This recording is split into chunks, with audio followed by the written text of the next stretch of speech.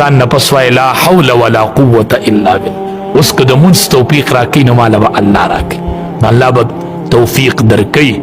کله چې مړه کې د ګناه وسوسه پیدا کېږي نو لا حول ولا قوة الا بالله ډېر ډېر وایي. د ګناه اراده پیدا کېږي لا حول ولا قوة الا بالله، الله به د ګناه نه بچ کوي. ښه زړه کې خیالات پیدا کېږي لا حول ولا قوة الا بالله، بس الله به مې بچ کی، الله به مې بچ کی. بازار باندې تیریږي لا حول ولا قوة الا بالله.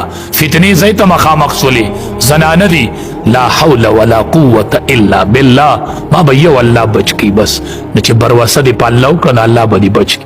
که ته وایې چې نه ما سره علم دی، خیر دی که په بازار کې ځم، ما سره علم دی، په علم بروسه مه کوه. بلعم ابن باعوره سره څومره علم، شیطان څومره بوده سجدې لګولې وي، څومره علم ورسره، په علم به بروسه نه کوي. ښه او حدیث مبارک کې راځي د دواړو جهانو سردار فرمایي چې د چا غمونه ډیر شي نو دې لا حول ولا قوة الا بالله ډیر شروع کی. ښه په چا غمونه ډیر راشي، مصائبو کې گیر شو، غمونه ډیر شول، نو دې لا حول ولا قوة الا بالله دې له زور ورکي.